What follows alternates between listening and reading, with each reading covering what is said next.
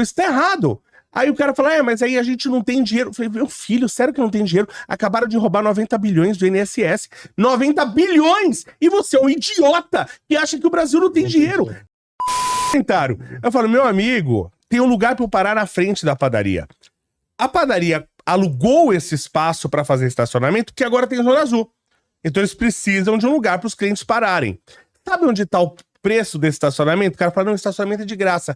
Não tem nada de graça, cretino. Sim. Na hora que você compra o pão, tá diluído o custo de estacionamento no pão que você comprou. Isso é óbvio. Agora, a partir do momento que eu tenho que explicar isso para as pessoas, então, gente, as pessoas não sabem nada.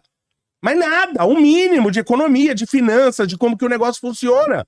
Todo o custo que o proprietário de um negócio tem, todo o custo você que tá pagando. Sim. Todo, qualquer custo que ele tiver. E o custo da lavagem do carro dele, você tá pagando. Se ele não tiver lucro, se não tiver sobrando dinheiro pra ele não tem negócio. Ele não vai funcionar. Entendeu? Então, assim, são coisas tão básicas que a gente tem que explicar no Brasil.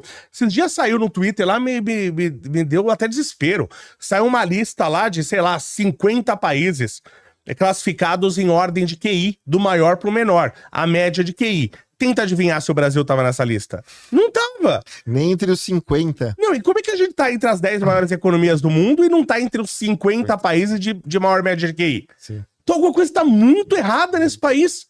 Mas sim, tá tudo errado. Quando você pega todos os índices, aí o Brasil, ele tem o iPhone mais caro do mundo, o PlayStation mais caro do mundo, o Big Mac mais caro do mundo. O carro. Então tá errado. E as pessoas, aí você fala, outro dia eu tava falando com um cara, inclusive, em tese, é do meu grupo político, pelo menos ele bota a bandeirinha lá.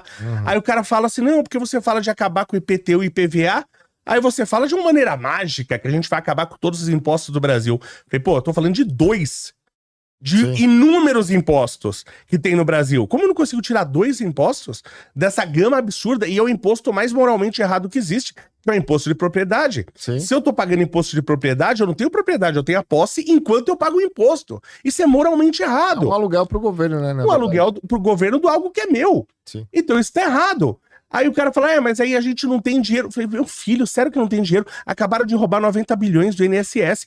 90 bilhões! E você é um idiota que acha que o Brasil não tem dinheiro. Tem dinheiro sobrando. É dinheiro saindo pelo ralo o tempo todo. Saiu um vídeo agora mostrando que só em alguns anos o que o PT roubou do Brasil foi mais do que o dobro do que Portugal levou de ouro do Brasil em 300 anos de colônia. Aí você fala, não tem dinheiro porque você é burro. Aí você fala que as pessoas são burras, você é arrogante. Sim. Você fala, caraca, mas você não tá entendendo o básico do que tá acontecendo. Então a gente precisa fazer o básico, o mínimo nesse país, né? Rever o Pacto Federativo, a gente tem que acertar, começar corrupto. O cara foi corrupto? Nunca mais ele pode ser funcionário público, não é ser eleito. Ele não pode trabalhar qualquer cargo público. Exatamente. Ele não pode ser mais nada. E esse cara tem que ir pra cadeia. O poder de um agente público é muito grande, né? Exatamente. Independente da esfera que ele esteja, ele tem sempre a carteirada de estar do lado do Estado. Não, né? O cara tem a fé pública. Sim. Se eu falo e ele fala, a palavra dele vale mais. Sim. Então a pena pra ele tem que ser maior. Você viu o imbecil, o retardado, o animal que deu um tiro no entregador? Porque aliás, eu queria saber, deixa eu deixar essa pergunta aqui pro seu público, tá? É só no Rio de Janeiro que tem essa loucura do pessoal achar que o entregador tem que subir no 23º andar pra entregar a comida no teu apartamento, porque aqui em São Paulo a gente sabe que a gente tem que descer. Sim. E todo estado que eu vou, as pessoas sabem que você tem que descer. Sim. Só no Rio de Janeiro, só o carioca acha que o entregador tem que subir. Sim. Eu não sei essa loucura. Outro dia eu vi que eu acho um cara bem inteligente, como é que ele chama, meu Deus? Eu sou muito ruim de nome, gente. Teve um youtuber grande que teve problema com isso. Né? É o Rica Perrone. Isso. Ele, mas... Aí ele fala assim, o cara tem que subir aqui porque eu tô trabalhando. Não, e o cara tá brincando, o cara que tá fazendo entrega. O caso dele, eu vi o vídeo. O caso dele, que eu entendi é que, assim, isso realmente já aconteceu comigo. Lógico que eu não arrumei confusão, mas, assim... dá para entender um pouco o outro lado pelo seguinte, existe plataforma, ou existiam pelo menos, que colocava as duas opções, entrega na porta e entrega na portaria. Então, assim, vamos supor, num prédio comercial, em alguma coisa que te dificulta realmente você ir à portaria e que o acesso é livre, geralmente esse de pegar na portaria é um impedimento do próprio condomínio e eu acho correto. para você não ter o trânsito dentro de um condomínio, dentro de um prédio residencial, de pessoas que podem se passar por entregador, por motoboy e ter acesso ao condomínio. Mas num condomínio, vamos supor, comercial, que já entra todo mundo ali, talvez isso, né, fosse possível, e tem plataforma que oferecia isso como opção. Lá no caso desse youtuber aí do que você falou, o que eu tinha entendido da explicação dele, aí não sei se é verdade também, foi isso, que existia a opção da entrega em casa, na porta, mesmo sendo prédio, que outras entregas tinham feito aquilo, Sim. e que naquela ocasião não foi feita. Então. É que, via de regra, né, você não tem essa opção nos aplicativos. Sim. E os condomínios não permitem. Porque, por exemplo, eu frequento um condomínio do amigo meu, são 23 torres, não, desculpa, 23 torres não, são 23 andares, são 6 apartamentos por andar e 6 torres. Então são um pouquinho mais de 800 residências. Sim. Chega domingo, metade que vai pedir coisa. Sim. Você quer 400 entregadores rodando dentro do seu condomínio? Ninguém quer. Com certeza não. Você não tem como manter um mínimo de segurança. Sim. Com 400 pessoas entrando no final de semana para fazer entrega. 400 pessoas desconhecidas. Tá? Então, pelo mínimo de segurança, os condomínios já não aceitam isso. Sim, tá? eu acho corretíssimo isso. Mas independente de qualquer coisa, você não pode por uma discussão dessa, você ainda mais sendo policial. Porque eu queria saber o seguinte, esse policial, ele passou por um exame psicológico. Sim. Esse último caso eu não vi. Você não viu? Não vi. Tem até vídeo, tá? O cara falando, pô, que você tem que subir. O cara, não, eu não tenho que subir. Porque o cara, imagina, no Rio de Janeiro, se o cara deixar a moto dele subir, você acha que ele vai encontrar a moto quando ele voltar? Exatamente. É óbvio que não. Né? Aí o cara desce, briga com o cara e dá um tiro no pé do cara. Um policial. Nossa. Quem fez o teste psicológico nesse cara? Se a pessoa, né? Deveria ser corresponsável. Deveria ser corresponsável. Igual o bombeiro, quando emite um laudo para um imóvel e o imóvel desaba, ele é tem que ser corresponsável. Né? Então, aqui é normal, as pessoas estão loucas. Né? A gente tava falando agora há pouco, aí, antes de gravar, as pessoas chegam lá, tem uma fechada, uma coisinha que sem querer a pessoa pede desculpa, o cara desce do carro, quebra o carro do outro. Mas que sociedade maluca é essa que a gente tá vivendo? Onde, né? É claro que a gente entende que isso vem também de uma sensação generalizada de injustiça que a gente vê. Então, já que não existe justiça, eu vou fazer a justiça. Mas a justiça que eu entender, a justiça que me cabe. Sim. Que isso tá errado, porque cada um, né? A justiça, geralmente, de cada um, ela é enviesada pra ele mesmo. Exatamente. Então, não é assim que funciona. Então, a gente tá num país maluco, num país louco, onde o Estado, ele não te protege, não permite que você se proteja, onde é um dinheiro gasto absurdo. Se eu tô num dia de rodízio, ou se eu parei num lugar que eu não deveria, é um monte de veículos cheio de câmeras pra me montar. Cadê esses veículos cheios de câmeras pra pegar bandido e pra me proteger? Não tem. Exatamente. Então, o Estado que perdeu a função. O nosso Estado, ele existe pra se manter. Ele existe para proteger a si mesmo e para se manter e para cada vez arrecadar mais dinheiro do cidadão sem oferecer serviço nenhum em troca. E o brasileiro tá achando que isso tá certo. Isso que é o pior. Entendeu? O brasileiro não entender o quanto tá errado. Você pega todos os índices, todos os indicadores, a gente é pior em tudo. Só no de arrecadação que a gente tá lá no alto.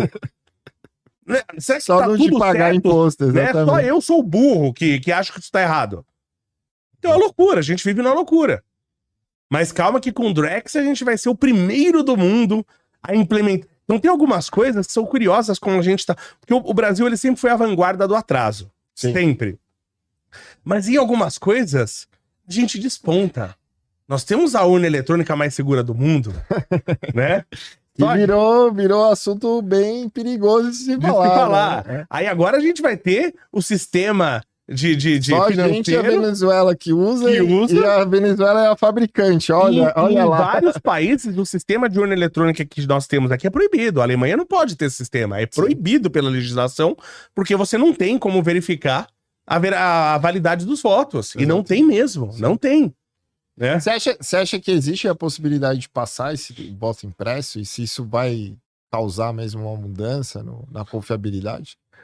Se você tiver... É que assim, o voto... O ideal... voltaram a querer pleitear isso, né? Porque o que a gente tem hoje? A gente tem uma urna, né?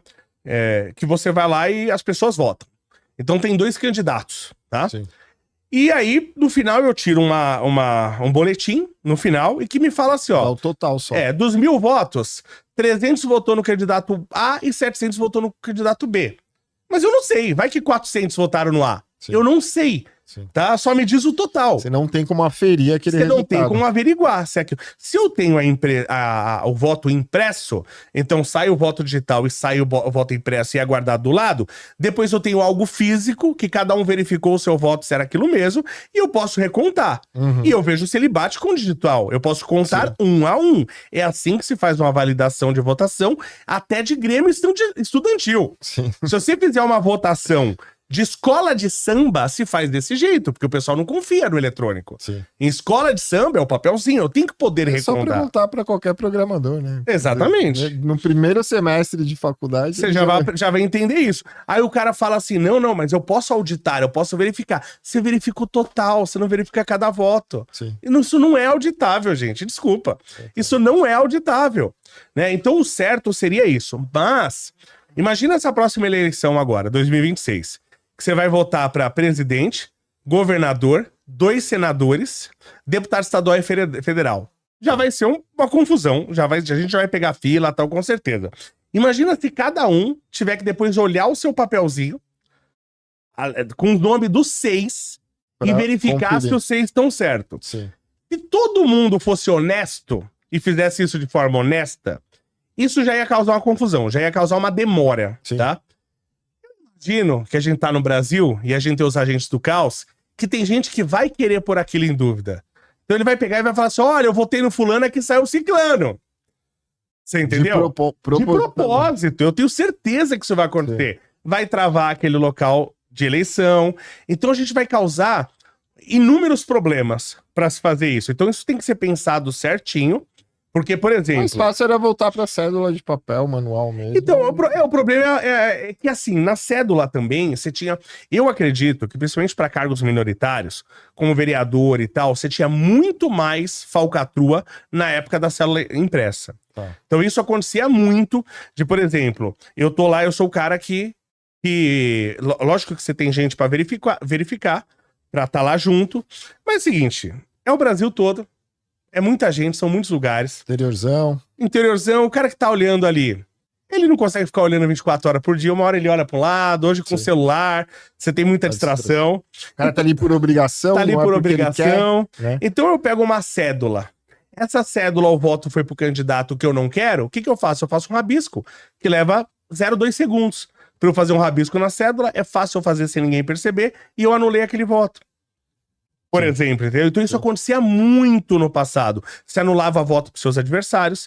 Se ninguém estivesse olhando, você colocava o xizinho. O cara votou em branco. Se tinha muita campanha no passado, não vote em branco. Anule o seu voto, mas não vote em branco. Sim. Porque se você entregasse a cédula em branco, o cara botava o xizinho que ele quisesse. Exatamente. Então eu acho... Até mesmo na hora da contagem, né?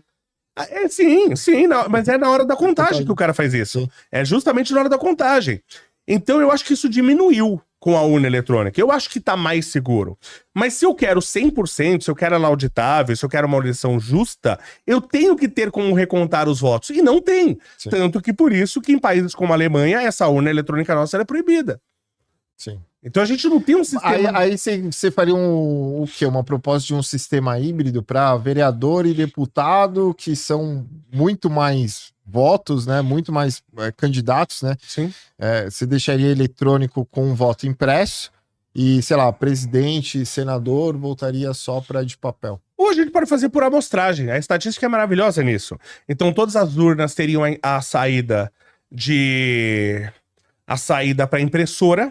É que até isso é manipulável. Um bom programador poderia fazer isso.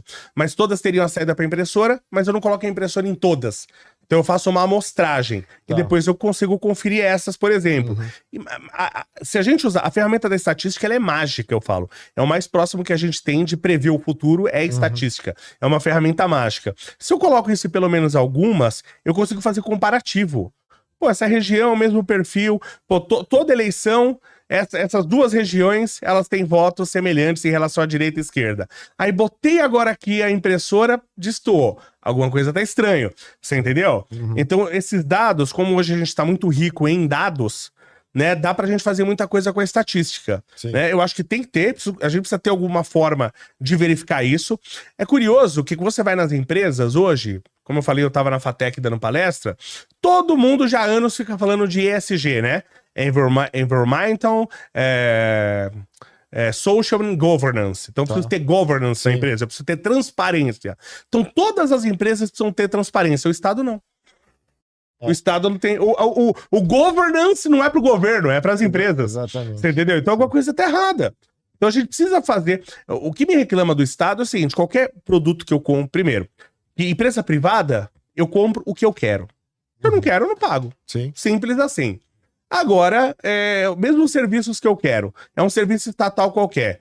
Tem um serviço privado e o serviço não me foi fornecido, eu vou lá, ligo e reclamo. Eu paro de pagar, eu entro com processo.